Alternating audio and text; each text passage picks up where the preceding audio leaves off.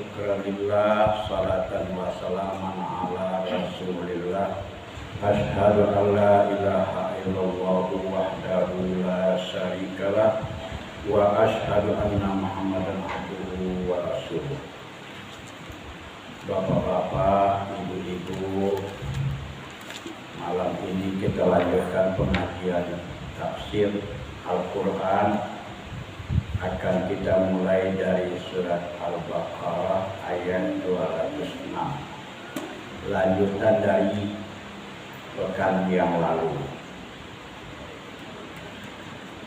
A'udzu billahi minasy syaithanir rajim. Bismillahirrahmanirrahim.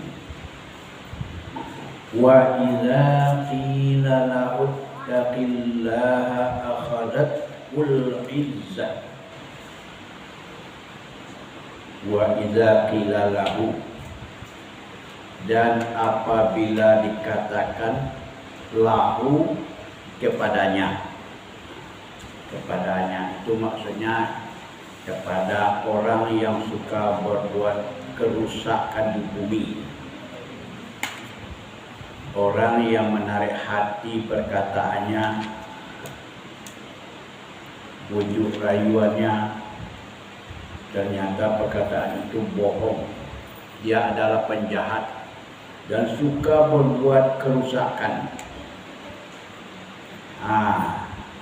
Kalau dikatakan kepada orang yang suka melakukan kerusakan itu, ittaqillah, bertakwalah engkau kepada Allah. Atau kalau bahasa kitanya, takutlah kepada Allah. Jangan berbuat kerusakan juga lagi di dunia. Jangan berbohong lagi. Jangan berbuat kecurangan lagi. Ini sikap seorang pemimpin yang digambarkan oleh Allah di dalam ayat ini. Yang suka berbuat kerusakan, suka menindas, suka melakukan penyelewengan, suka korupsi, itu misalnya. Pokoknya yang merusak kepada rakyat, suka melakukan itu. Kalau pemimpin yang seperti itu disuruh takutlah kepada Allah, ittaqillah. Bagaimana tanggapannya? Akhadzatul izzah. Akhadza itu asal katanya itu mengambil. Dia diambil. Akhadzatu itu artinya dia diambil oleh kesombongan. Artinya kesombongan bangkit di dalam dirinya itu. Memang begitulah sikap seorang pemimpin yang sombong, yang angkuh, yang suka menyeleweng. Kalau diberi nasihat, tinggalkanlah penipuan itu.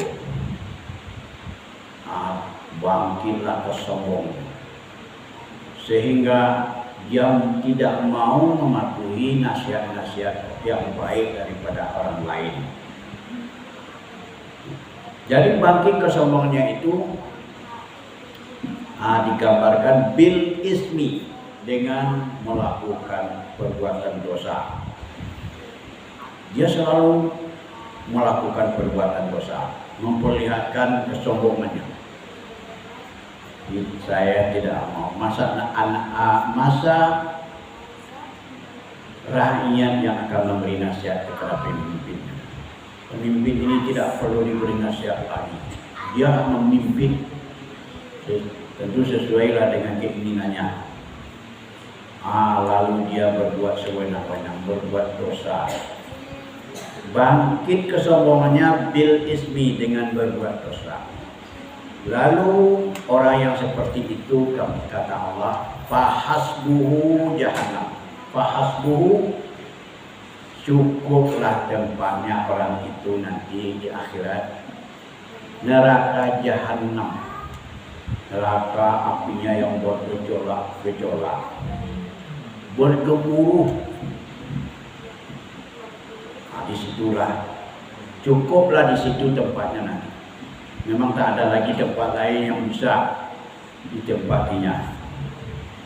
Wala bi'sal mihad, dan neraka jahanam itu seburuk-buruk tempat tinggal.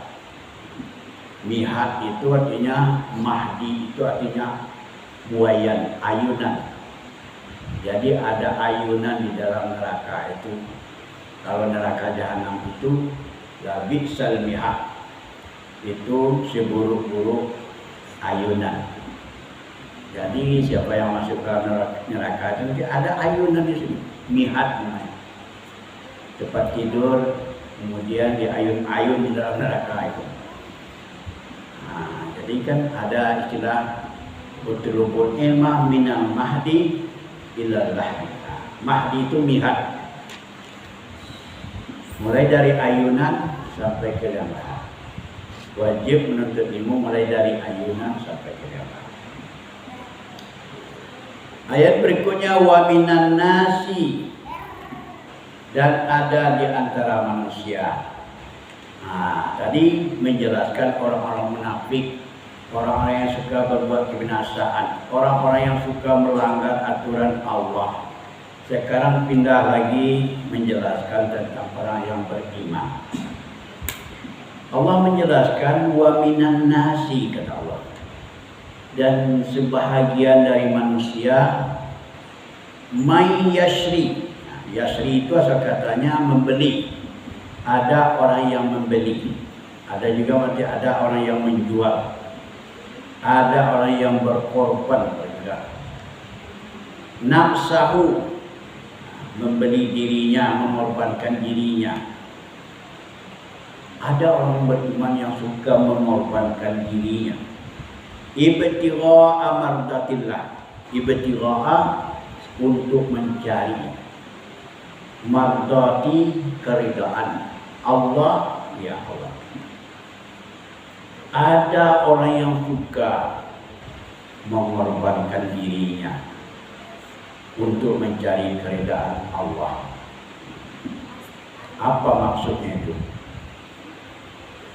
Ada seorang Suhaib, seorang sahabat dulu Suhaib. Ketika Nabi dan rombongannya akan hijrah ke Madinah, Suhaib ini pun mendaftar, saya ikut hijrah ke Madinah. Dia orang kaya, emasnya banyak, uang dinarnya banyak, uang perak pun banyak. Pokoknya dia orang kaya. Dia akan membawa kekayaannya itu hijrah bersama Nabi. Dilarang oleh orang-orang pemimpin-pemimpin Quraisy, wahai Suhaib, janganlah engkau ikut lagi itu. Nanti hilang uangmu itu akan ditangkap, akan diambil oleh perampok-perampok di jalan. Katanya tidak, saya senang kalau ikut hijrah bersama Rasulullah. Dan semua hartaku ini akan kuserahkan untuk biaya hijrah dan biaya tinggal di Madinah nanti. Itu kata Suhaib. Orang yang seperti ini disebutlah termasuk sebahagia manusia yang mengorbankan kekayaannya, dirinya sendiri dikorbankan, termasuk kekayaannya dikorbankan untuk mencari keridaan Allah. Datanglah Umar ketika itu, wahai Suhaib, ini benar-benar perniagaanmu akan beruntung. Kamu telah melakukan perniagaan yang sangat besar keuntungannya. Nah, itu kata Umar. Jadi kemudian di ujung ayat itu, orang yang suka mengorbankan dirinya, mengorbankan hartanya untuk mencari keridaan Allah itu, wallahu raufun bil ibad. Allah Maha penyantun dengan segala hambanya. Artinya penyantun dengan segala hambanya yang mau mengorbankan diri dan hartanya untuk mencari keridaan Allah.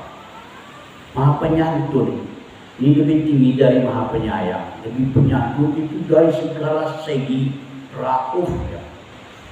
Kalau antara ibu, antara ayah dengan keluarganya, rauf itu artinya paibo, sangat paibo pesawat. Itu raufur rahim, raufur rahim, maha penyantun, maha penyayang. Bil ibad, maha penyantun kepada semua hamba-hambanya yang mau mengorbankan diri dan hartanya tadi. Lalu ayat berikutnya dijelaskan Allah lagi tentang orang yang beriman. Ya ayyuhalladzina amanu dakhulu fis-silmi kaffah. Wahai orang-orang yang beriman, kita tahu dulu apa artinya orang-orang yang beriman, yang punya keyakinan penuh kepada Allah, kepada Nabi, dan punya keyakinan penuh juga kepada hari akhirat. Orang-orang yang seperti itu namanya orang beriman. Wahai orang-orang yang punya keyakinan penuh, udkhulu fis-silmi kaffah, masuklah kamu ke dalam agama Islam. Fis-silmi artinya masuk dalam agama Islam. Kafah artinya secara menyeluruh, secara lengkap.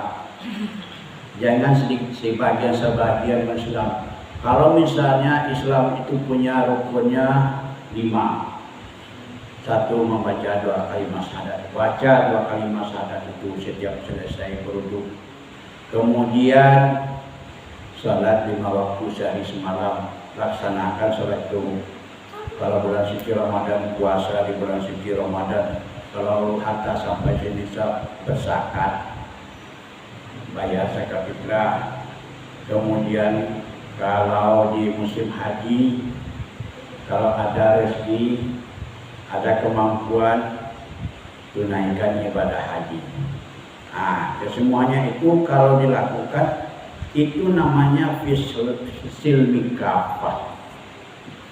Ada orang misalnya dia tidak mau, dia masuk Islam, tapi dia tidak mau salat 5 waktu sehari semalam, tidak mau. Nanti apabila bulan suci Ramadan datang, dia lagi puasa dari awal puasa sampai akhir selesai puasanya. Ada juga orang dia tidak mau menunaikan salat 5 waktu sehari semalam, uangnya banyak. Ketika musim haji dia pergi berangkat haji misalnya. Itu tidak kafah namanya. Itu hanya sebagian saja yang diamalkan. Kalau orang-orang Yahudi baru masuk Islam, begitulah dulu. Dia masuk Islam, dia mengamalkan ajaran Islam, tapi dia makan makanan yang haram, suka berjudi, suka mabuk-mabukan, minum minuman keras, minum khamar. Jadi dia masuk Islam tidak kafah, tidak utuh. Jadi Allah menganjurkan kalau ingin masuk Islam, masuk Islamlah secara utuh, secara keseluruhannya. Wala tattabi'u khutuwati syaitan. Jangan kamu ikuti lagi khutwah, langkah-langkah setan. Sebab kalau yang mengajak kepada keburukan itu innama ya'muru bis-su'i wal fahsya. Setan itu selalu menyuruh berbuat keji dan mungkar. Jadi jangan diikuti langkah-langkah setan. Apa sebab? Innahu lakum aduwwum mubin. Sesungguhnya setan itu adalah musuh yang nyata.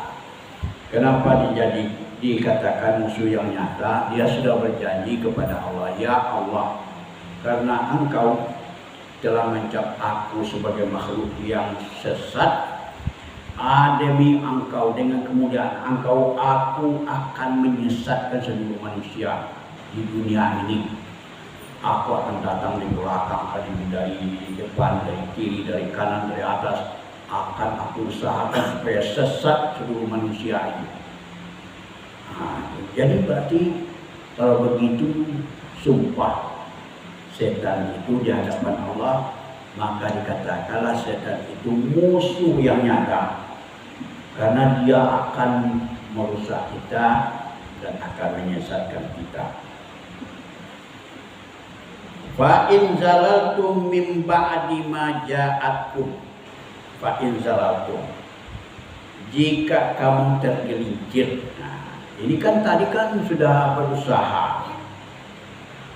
Ada orang yang sudah sangat taat ibadah, rajin dia beribadah kepada Allah.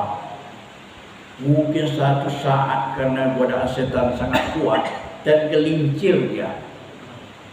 Tanpa disadari dia melakukan pelanggaran, melakukan perbuatan dosa. Nah, jika kamu tergelincir, terjerumus melakukan perbuatan dosa, min ba'di ma ja'atkumul bayyinah, setelah datang kepada kamu keterangan-keterangan bahwa apa yang kamu kerjakan itu memang dilarang oleh Allah, lalu kamu pun mengerjakan, kamu tergelincir. Fa'lamu, ketahui olehmu, annallaha azizun hakim, sesungguhnya Allah itu sangat keras siksaannya kepada orang-orang yang melanggar aturan. Hakimun, maha bijaksana mengatur ciptaannya di alam ini. Jadi hakim itu maha bijaksana mengatur segala ciptaan di alam ini. Kalau aziz, maha keras siksaan Allah kepada orang-orang yang melakukan pelanggaran. Nah, jadi kalau kita sudah merasa melanggar di dunia ini, cepat-cepatlah bertaubat. Kalau cepat-cepat bertaubat, illal ladzina tabu wa aslahu wa bayyanu, kecuali orang yang mau bertaubat, meningkatkan keimanan, ulaika atubu alaihim, maka itu akan saya terima taubatnya, kata Allah. Itu maksudnya. Hal yanzuruna illa ayyatiyahumullah, hal yanzuruna illa ayyatiyahumullah fi zulalim minal ghamami. Hal itu artinya tidak. Kenapa hal itu diartikan tidak? Sebenarnya hal itu huruf istifham, artinya adakah? Nah, itu arti sebenarnya. Tapi karena ada illah, sebelum sesudahnya itu ada illah, maka hal ini diartikan tidak. Nah, tidak. Hal yang zuruna, tidaklah mereka itu menunggu. Jadi orang-orang yang membuat kejahatan itu tidaklah menunggu illa ayyatiyahumullah, kecuali mendatangkan kepada mereka itu Allah. Nah, kecuali yang ditunggunya kedatangan Allah, itu maksudnya. Kedatangan Allah itu maksudnya setelah hari kiamat nanti Allah akan berhadapan dengan orang-orang jahat itu. Bagaimana caranya? Datang fi zulalim minal ghamam. Zulal itu dalam kegelapan, ada suatu naungan daripada awan. Nampak awan gelap datang. Macam hari akan hujan, mungkin akan sejuk nampaknya. Maka orang-orang jahat tadi berkumpul di sana. Jadi di gumpalan awan itu wal malaika, ada rombongan malaikat. Wa qudiyal amru, di saat itu diputuskanlah segala urusan. Dengan gumpalan awan itu ternyata siksaan yang ditimpakan kepadanya, seperti yang terjadi di negeri Syam dahulu waktu Nabi Syuaib. Datang segumpalan awan besar, kemudian setelah orang-orang jahat itu berkumpul di bawah naungan awan, lalu awan itu meledak. Akhirnya terbakar. Jadi itu cara-cara Allah memberikan siksaan kepada orang. Wa ilallahi turja'ul umur, dan kepada Allah akan dikembalikan segala urusan, segala perkara. Hanya satu yang akan mengurus nanti, yaitu Allah Subhanahu wa Ta'ala. Tidak ada hakim tunggal nanti di akhirat. Allah yang tahu segala apa yang terjadi dan Allah yang akan memberi hukuman. Itulah maksud ayat ini, mudah-mudahan bisa kita pahami.